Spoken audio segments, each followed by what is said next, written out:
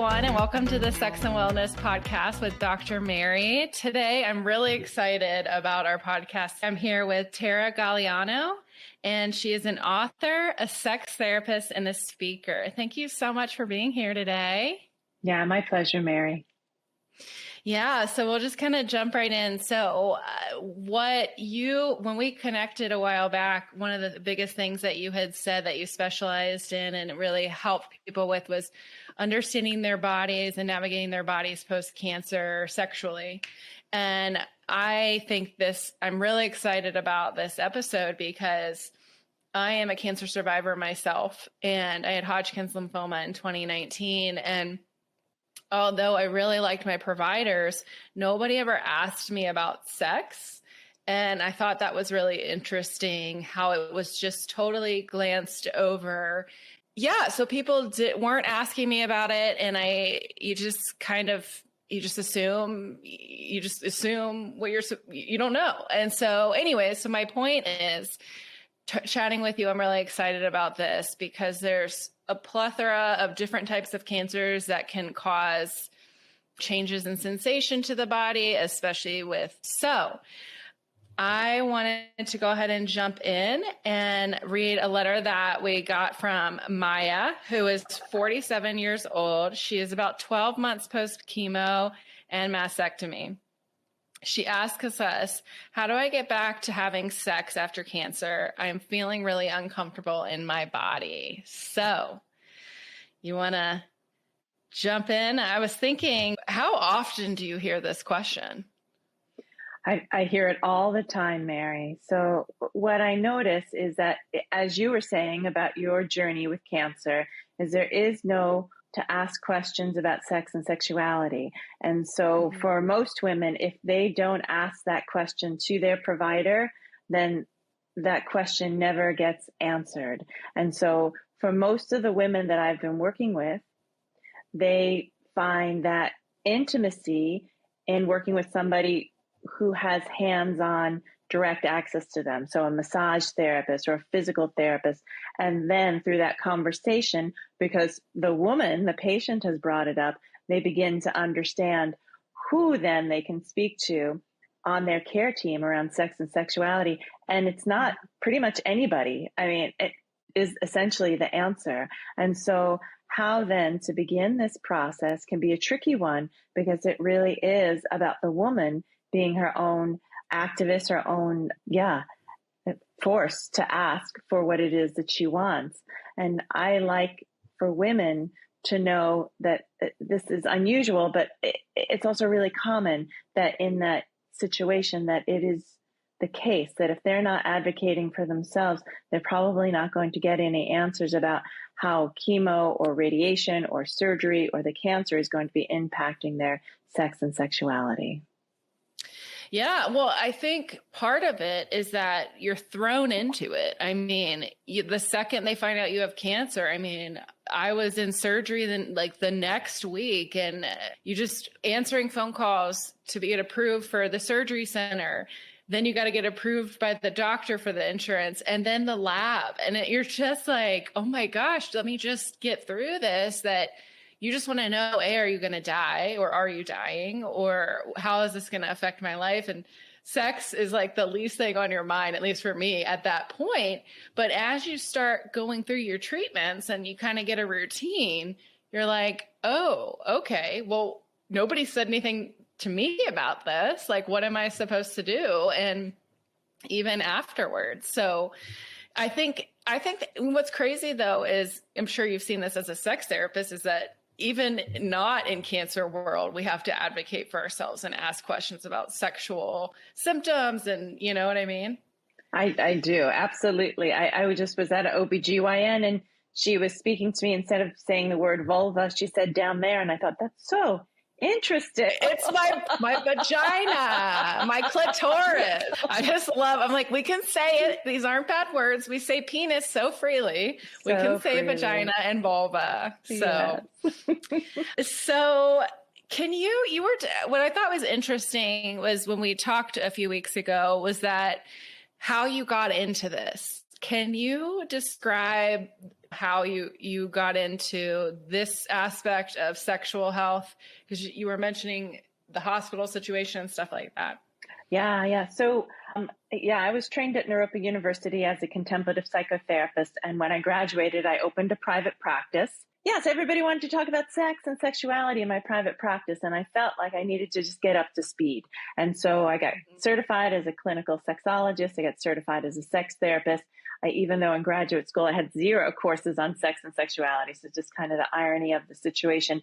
And then being in private practice for a number of years, I loved working in groups.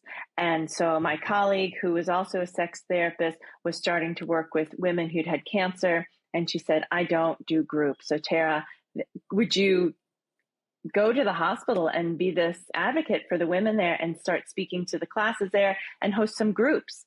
And so that's actually what I did. So I started working with a nurse navigator who was primarily working with women that had had breast cancer. And the women in those groups had a lot of questions about their care, about treatment, about the impact on their relationship and their own sexual functioning, and that nobody had been answering those questions. So I started answering those questions, and I realized there's such a continuous flow of questions, and they all seem to be very similar, that I needed to create a class so I could just answer the questions. So I created the class. I started offering it on a regular basis. It went from 6 weeks to 4 weeks to make it a little bit more manageable for women.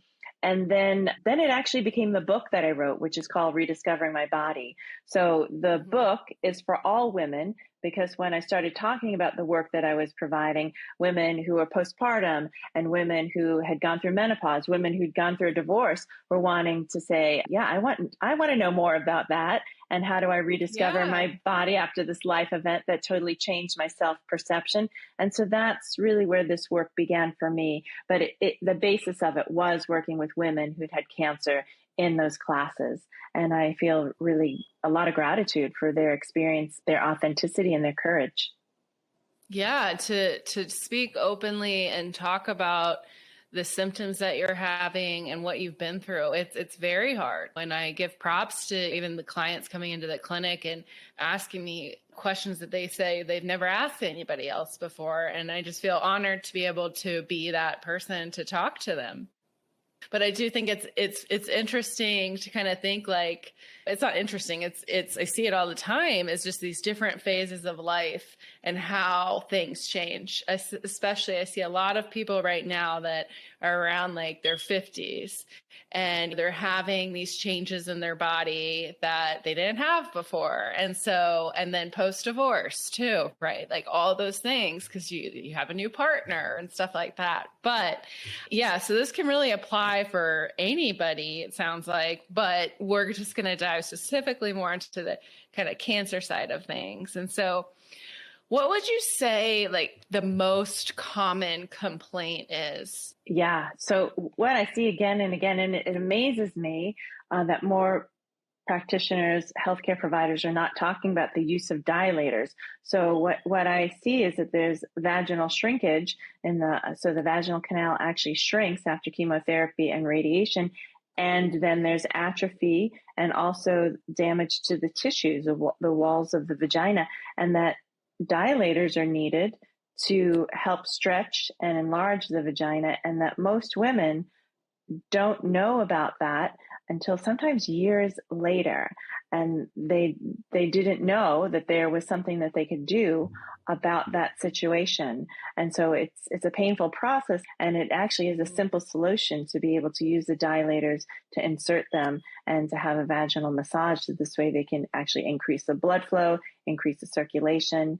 Yeah. And I've seen tremendous results with those dilators. Yeah, I think with being a pelvic floor PT with the dilators, I find that it does take some time and those tissues can be really sensitive.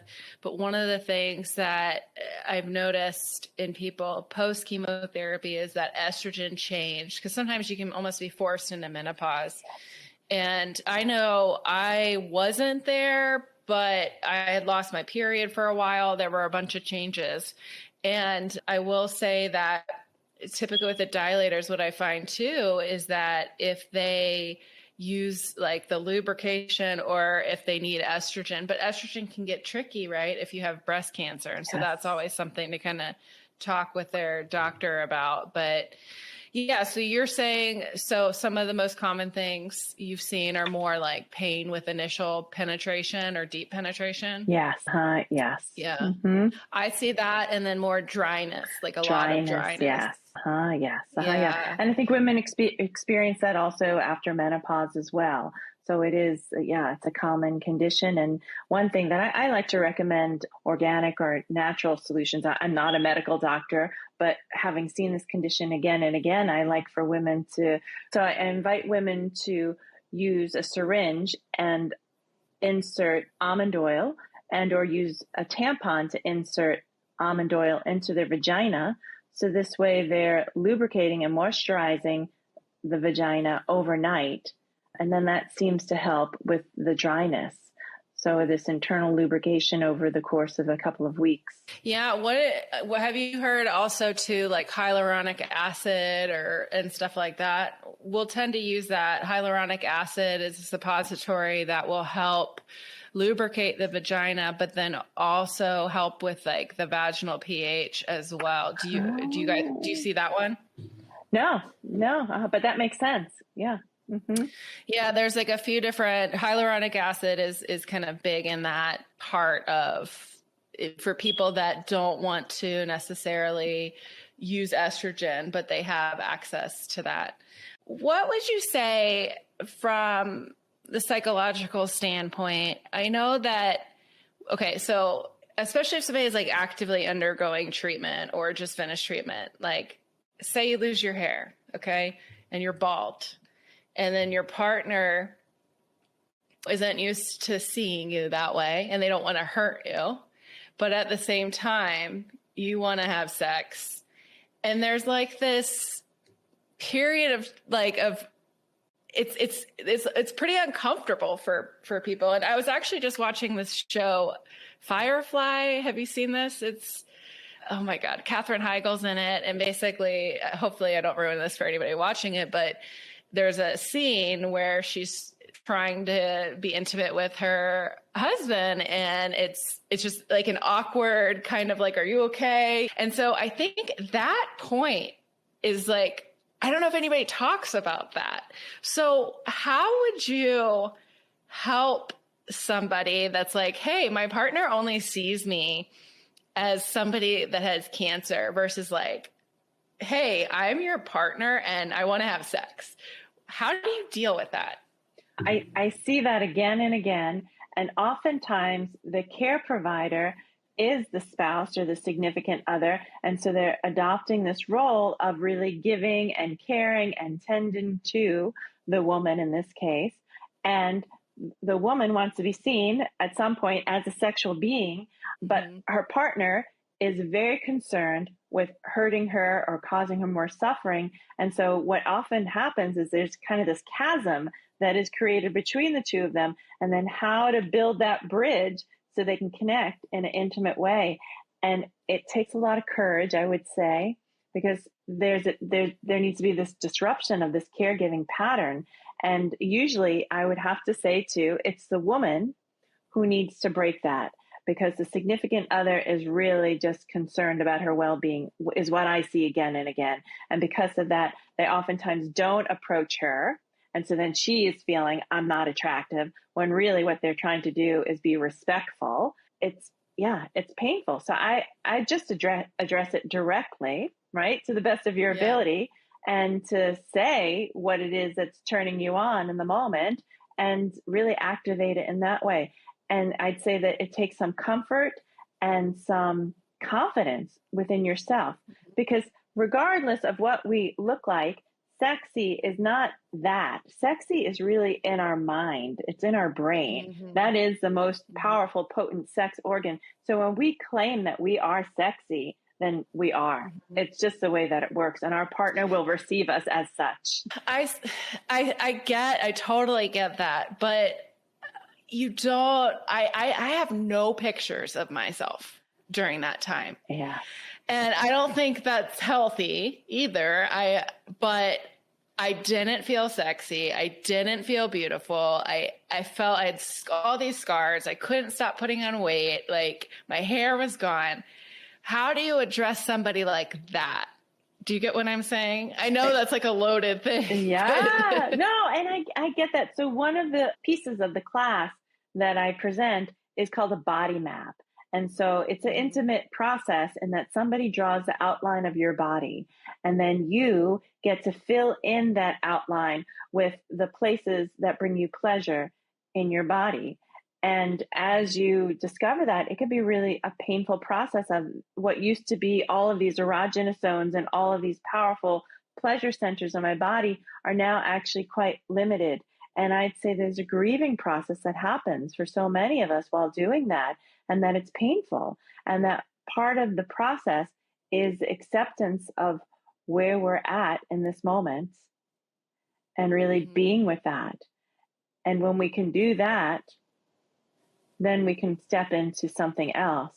But without that acceptance of the grief and the loss, we get stuck there. Yeah, I mean, I can definitely see that. I mean, and it's really important, like what you said, the grief. Not only do I see this in post-cancer, but I see it postpartum. I see it post-menopause. Like, it's just my body is not where it was, and I miss it, or I'm sad, or my pre-baby weight, which is like not even realistic because your body is physiologically changed. So your body is no more of what it was before. Yes. And how do you move forward with that, right? Like you said, this can tap on different parts of our lives in addition to cancer.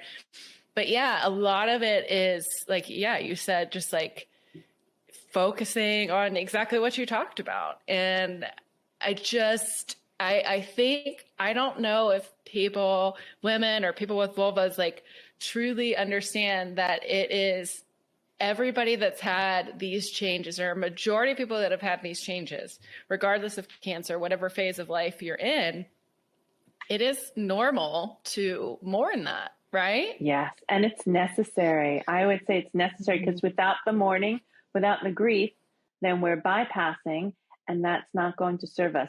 That we really need to begin to challenge the avoidance, that we can engage because it's uncomfortable, and to really be gentle and graceful with ourselves and allow ourselves the time to tend to ourselves. And that's really an important piece of this.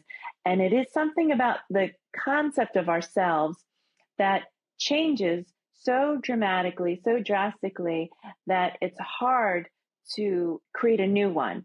And the only way to do that is really is through full acceptance of this is where I'm at today. And yes, it can be postpartum, it can be post-menopause, it can be post-cancer, post-divorce. There's so many things that impact our sense of image of who we are. And the opportunity in the Buddhist sense is kind of like non-attachment, of how then do we create that experience of non-attachment and know the very essence of us has not changed, right? That universal divine part of ourselves has never changed, nor will it ever, even though external comes and goes. We get wrinkles, we get older, we change all the time. Yeah, I think just even in the US, like women, like our bodies are always commented on. There's always somebody judging or saying something and coming at us in a million different angles. So I feel like all of those things, like when you can get to that point where you accept yourself, like your body is a vessel of who you are underneath. And if, yes, we get wrinkles, yes, we put on weight, we lose weight, we look different. And it's like kind of being at peace and digging in and looking inward.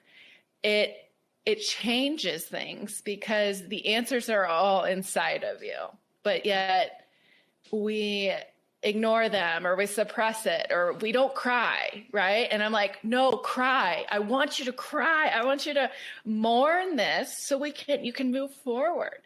And it's so interesting that we've almost been taught that crying is weakness and all these different things. But the beauty of it is it's an emotion like laughter and smiling and sadness and happiness and all these things. It's just it doesn't make us weak. It makes us human. Yes. I mean, and I would say, if anything, it makes us stronger because it builds our capacity to be with all emotions, the whole range, the whole dynamic process of being human. Totally. I mean, totally. And you can definitely, I mean, certain situations almost force you to those situations, especially cancer. But yeah, and that's why I really highly recommend people go to therapy, especially during cancer treatment. I know there's a place in Austin that's a nonprofit that I think they're still accepting new clients. I'm not too sure, but I'm blanking on the name right now, and I'm not sure why. I'll put it in the show notes, but basically, Flatwater Foundation. That's who it is. Okay. So Flatwater Foundation, you've heard of them? No, but I love that what they do. Yeah.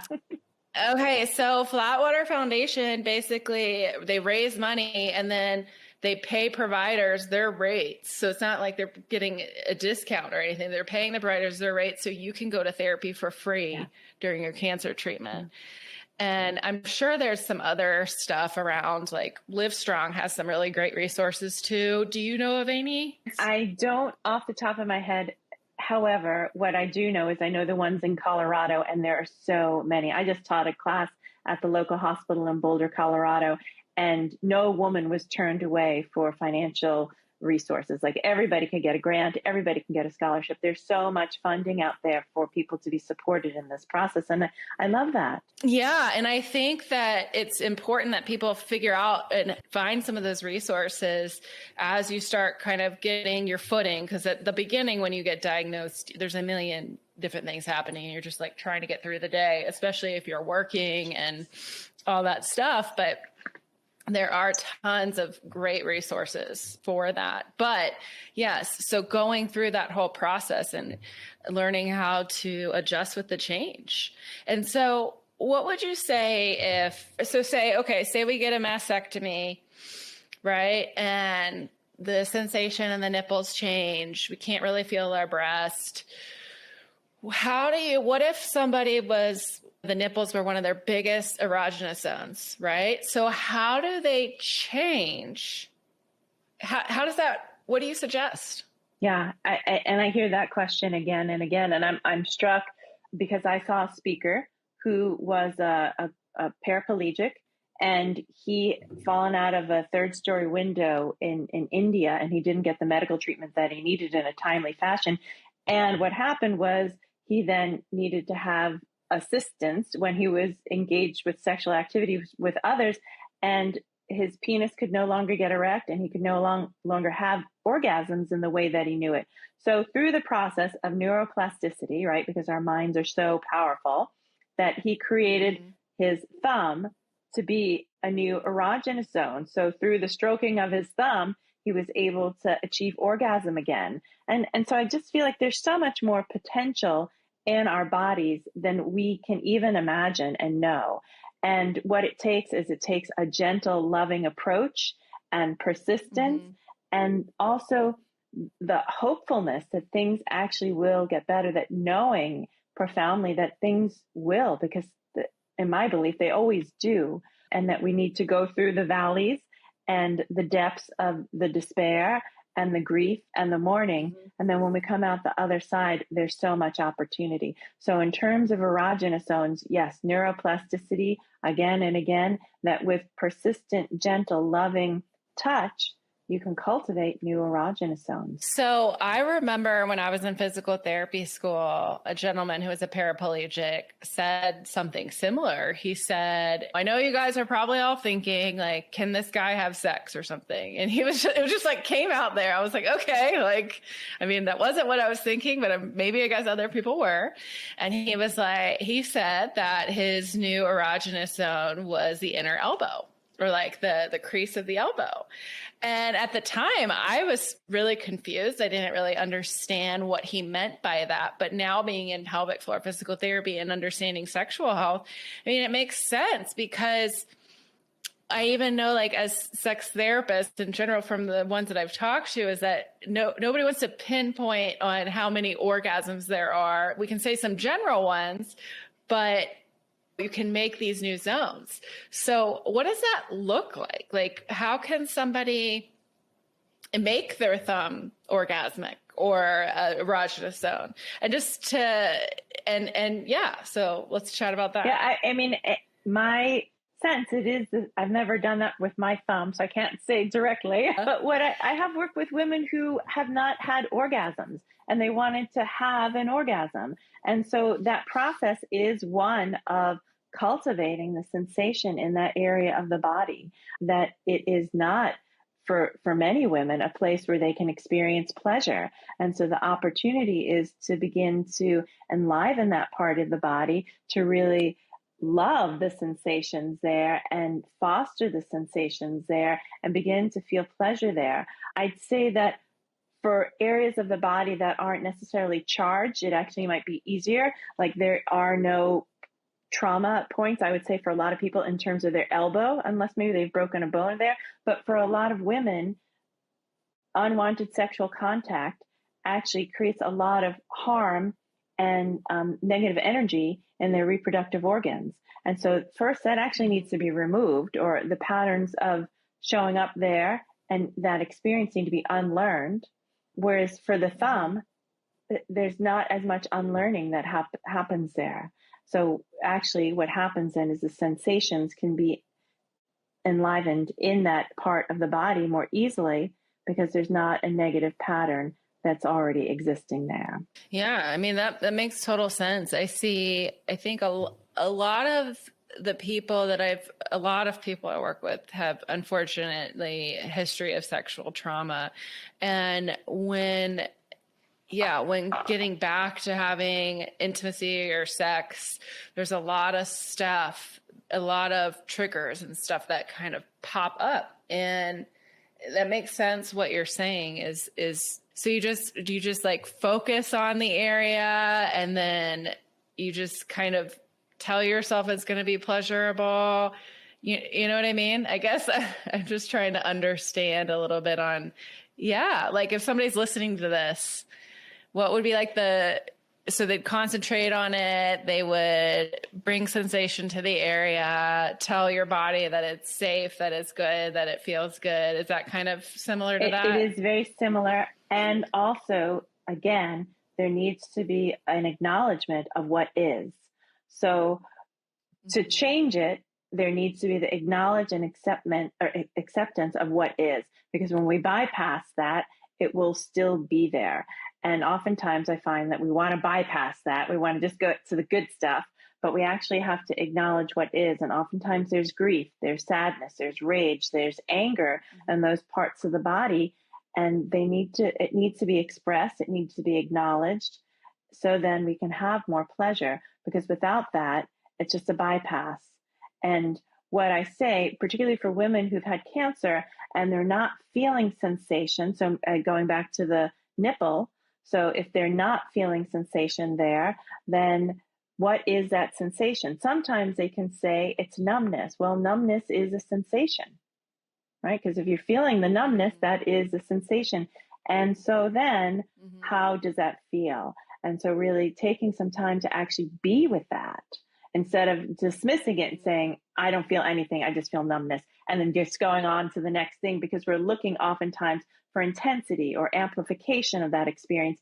And it is within that still small, subtle quality, that nuanced quality, that we can explore more and actually go deeper and have a better understanding of what is true in our bodies. Yeah, no, I think that's great. I think so many people, so many times, like when you go through something traumatic, right? There's a point where you put your head down and you don't even have time to process it. You get through it, right? And then at the end of that is when we have to mourn that, right?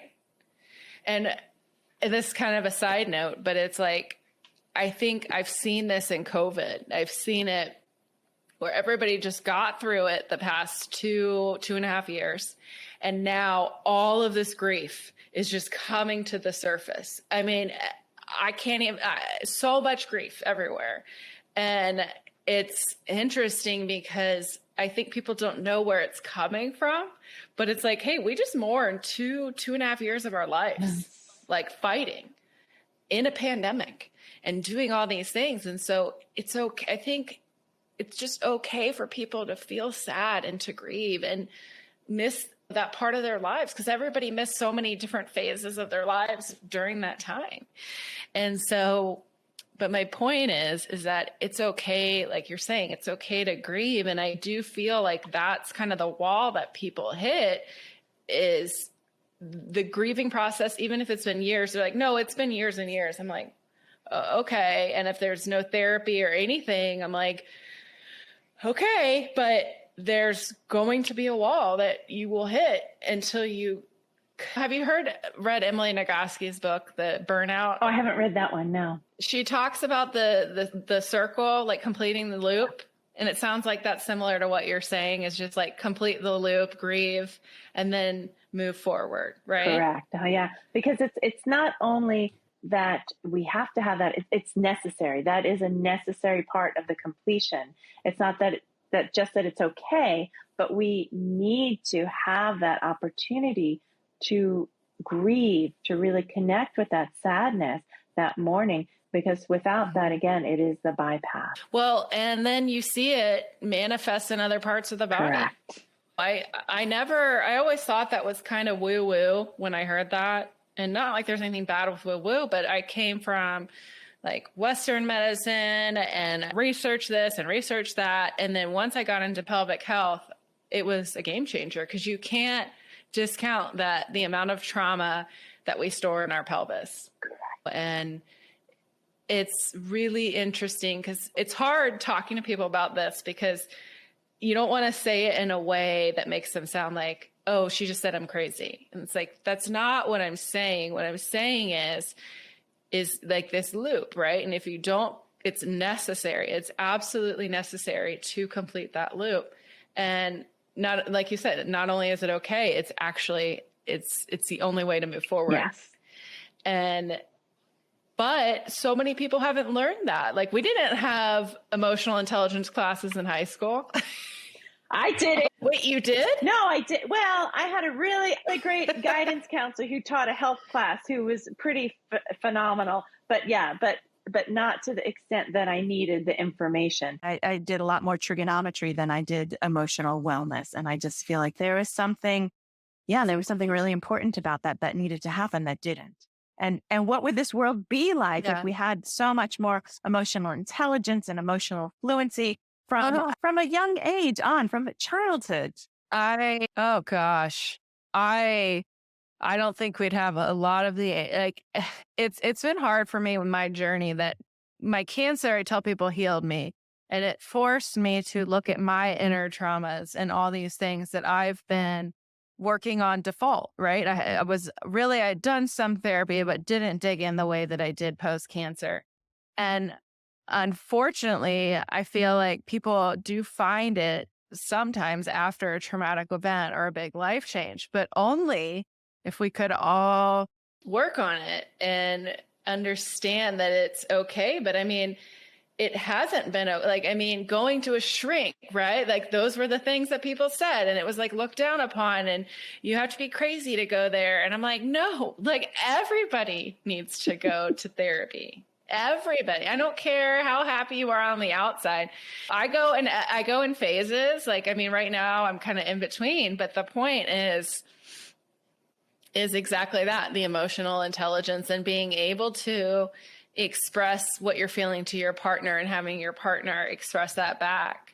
And so what would you say what is the best way? So say if somebody has cancer, okay, and what is the best way that their partner can support them during and post cancer? Because there is, I'm sure you've seen this, but partnerships can dissolve in significant illness. And anyway, so what is a way that somebody can support them, or what can somebody do? Yeah, let's start there. Yeah, I love that question, because yes, I have seen a lot of relationships change and dissolve after cancer treatment. And I think what I see is oftentimes is the truth emerges. And so I like what you were saying about the default pattern, is that we all have default patterns in which we show up. And when we're able to look at that more clearly, then we can see where certain things just don't work for us. And so if you are a caregiver to a woman who has cancer, that yes, be gracious, be generous, be tending to her, and also to yourself. I think that's a really important piece, that you may need to go to therapy, you may need to have resources and support, and that it's not a one-way or unidirectional relationship. You just can't care for her without taking exquisite care of yourself. Because I think that's where the fallout comes. That I oftentimes see that they feel like it's one way. I'm tending to her. I'm not being replenished. I'm not being sexual. I'm not having my needs met. Mm-hmm. And then the resentment that builds up around that, when she may not be able to tend to you in the way that you want to be tended to, but there's so many resources out there for you. So plug into them to the best way possible. So you're offering and giving from a full cup and not from a depleted one, which, I mean, I think it's true for all of us, right? Whether we're a physical therapist, a caregiver, a therapist. I think that's vital. I mean, thankfully, knock on wood, my cancer was only 3 months, but I've known people that have been through a year-long treatment. And it's like, yeah, the person going through cancer treatment, it's hard, it's tough, but also if they're in a partnership or have kids, like everybody is going through cancer treatment at that time. And it is important. It's that caregiver mindset where it's give, but you can get to a point where you'll burn out. And so I see this in many different aspects of illness and caring for people and things like that, is that it's not selfish for you to go to therapy or to get a massage yourself or to do something you love to refill your cup. That's actually good. It doesn't mean you're abandoning your partner during their cancer treatment. It just means that, hey, I'm going to take like an hour or two and just kind of do XYZ or whatever that is. So I love that you pointed that out. Yeah, because I do think that is one of the key things that I see, is this resentment that builds up, is who's going to take care of me if I'm taking care of everything else. And then on the flip side of that, I see the women who are coming to my class and wanting to know more about sex and sexuality are hesitant oftentimes because they feel like they have depleted the resources, the financial, the emotional, the psychological, the spiritual, the familial. And they feel like, okay, so I can't go to this class on sex and sexuality for me. I could go because my partner wants me to go, or because my significant other wants me to go, but I can't really go for me because that's just, I won't be then present when I'm feeling good enough. And I should be showing up or tending to the things that I neglected because I was sick. And I'd say, well, that's not true, right? Because sex and sexuality, sex is this vital life force that when we actually tap into it, it is part of that replenishment process, is that having an orgasm is a reminder of the vitality of our being. And so when women enter the class or read my book or engage in work with me, and they're doing it because their partner, they're feeling guilt or they're feeling like they should be tending to their partner, it's an access point and noticing that, but it's not a viable one, in that we need to have the buy-in ourselves. A woman needs to know, I'm claiming this for myself because this is the pleasure that I deserve to have. And that's where it really needs to begin, because that's where the women can drop in much deeper. Yeah, I think that's always been so interesting to me. And the way I've caught myself kind of going into these default patterns is recognizing that it's, hey, this is just a thought. This is not me, and this is truth. And the first time I heard that in therapy, my mind was blown. I was like, oh, I thought all thoughts were truth. Surprise! Surprise! I was like, wait, that doesn't make me an asshole that I thought that? It's like, I just thought I was just whatever. And it's exactly that. It's like, I don't know if you think this is ridiculous, but basically sometimes when I'm anxious or I'm thinking about things, I like lay down or I just think about the thoughts passing me like clouds in the sky. Like that's just a thought, and it's not truth. It's just a thought. And I'm going to recognize that that is a default pattern based on my traumas or my experiences, and it's not a truth. And I find that just super helpful in those times where I'm feeling down about myself or I'm feeling anxious. I love that. That's how I learned how to meditate. I was a teenager and I went to the Zen Center in San Francisco, and it was the most difficult thing I think I'd ever done in my life. But they're saying, just watch those thoughts go by like clouds in the sky. And I thought, okay, and I'm here for 45 minutes, and this is ridiculous and the hardest thing ever. Well, I think it's ridiculous. It's hard. I remember the first time I ever meditated, I was with my friend Monica, and somebody was leading it. And I was just like, what is this? Like, I'm so confused.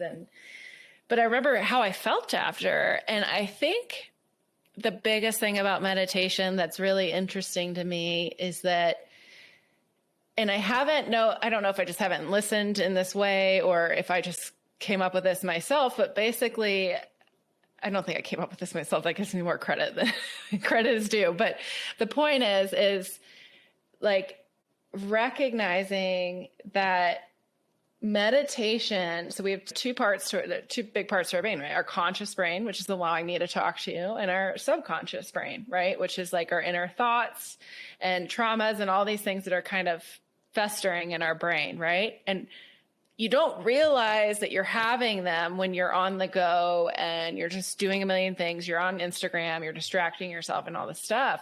But what's powerful about meditation and mindfulness and all these different things is that it allows you to look inward. And I didn't know what inward meant, but I get it's like listening to those subconscious thoughts and being like, why are those coming up? Why does this one thought keep happening? And so what do you feel is the best way for somebody to start meditating or doing mindfulness? Like, what is the easiest foot in the door to start tapping into your subconscious brain and kind of figuring out what are these thoughts that are manifesting or circling around in there, and how can I address them? That's a great question. So meditation is not for the faint of heart, and it also is not for everybody because it actually can increase anxiety. So if you're struggling with anxiety, I would say maybe an easier practice is, and not for everybody, but an easier practice for me is to come back to the body. And so coming back to the sensations of the body, because the body's always in the present moment. It's never in the future. It's never in the past. And that anxiety is really a thought pattern that brings us into the future, and that we're focused then on that. And if we bring our focus back to the body, we're in the present moment, and we can come back to the sensations, come back to the senses. I mean, we have colloquialisms that actually affirm that, which is true, right? It's true. Yeah. I remember the first time I was in therapy and I heard the word mindfulness, and I personally don't meditate because I'm an anxious person, but what I do is mindfulness. So when I feel myself spiraling, like the first thing that comes to me is I can feel my heart rate increase. I think, some of it's even just recognizing that you're in this fight or flight mode, because a lot of people don't. I feel flush, my temperature increases, my heart starts increasing. I feel kind of like this warmth all over my chest and face. And when I feel that, and I feel the heart racing, and I feel like anger or frustration, I have to sit there, I breathe through my diaphragm, and I pull myself into this moment, like you're saying, like the sensation of me feeling the chair behind me, the noises that I'm hearing, the smells, the sounds, like all these things. It's so beautiful because I didn't know what the word grounded, I didn't know what that meant until I was like, oh, it's like grounding you, like you're a balloon and we're just like pulling you to the ground so you can kind of understand that, hey, we're not in the future, we're right here. And I love what you're saying about just the different sensations. And it really does. I don't know, this is ridiculous, but my dog helps me with it because like she's so cute. And when I'm frustrated, I can tell if I'm like anxious. I like don't want her, like I'm like, oh, she's being annoying. And then I'm like, wait a second, she's really cute. And he just wants to snuggle her. I love that. Because animals are great reminders, are great teachers, because they're really only ever in the present moment.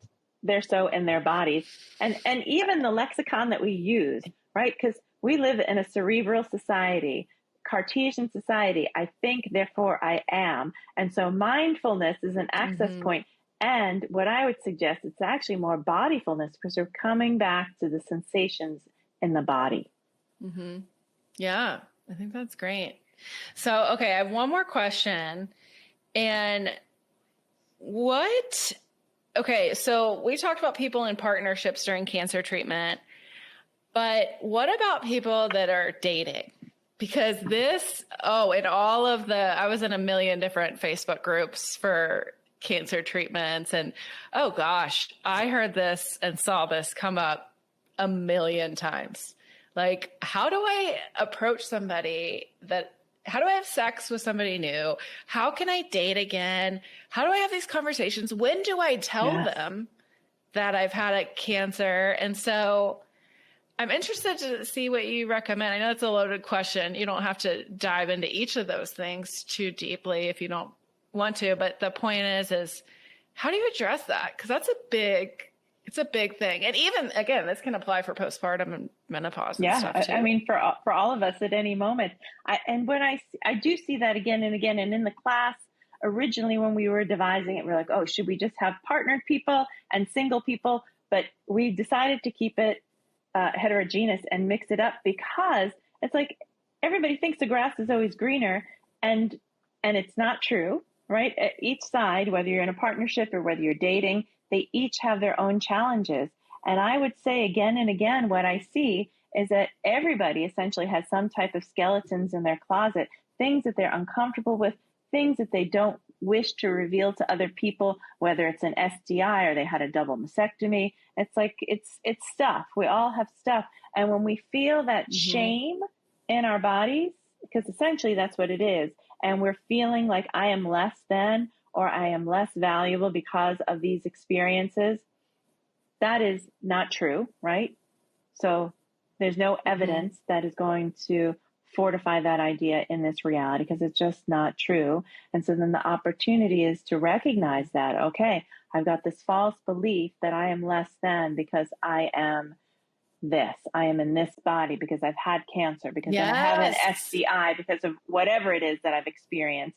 And when we have that thought that is not true, we get to unpack it. We get to identify it. We get to accept that, okay, I have this false belief. And then how can I remove it and recognize it as such, and then love myself so much more? I love that. I love that because it resonates so much. I remember I got divorced after cancer treatment and then waited a while to date, but I was thinking, who's going to love me? I have no hair. I have scars on my body. I'm a cancer survivor. I can't have children. And I'm different. Like, my body's different. And it was hard. I was very self-conscious for a while. And on top of it, I got cystic acne, which was great. It was really awesome. Cherry on top. And it was just continuously with this self-love and like understanding. And yeah, like, you're not less than because of this. And you're not. I mean, and as you start dating in your 30s, 40s, 50s, and 60s, 70s, everybody's got their shit. It's not a clean slate. Like, I'm like, what's your baggage? True that. Oh, I mean, I see it. It's funny. It's like, okay. So also I think part of it is maybe realizes that I'm human, and so is everybody else out here, either on these apps or in person. And so recognizing that you are just that, you are human, and we all have scars.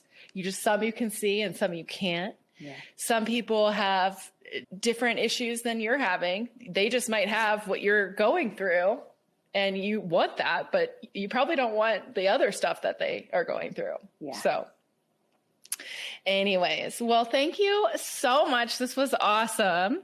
How can people reach you? Or I can put your information in our show notes. Does that work? Yeah, wonderful. Yeah, the best way to reach me is through my websites. I have two, taragaleano.com and rediscoveringmybody.com. Okay, perfect. Well, thank you so much. Yeah, it was a pleasure, Mary. Thank you.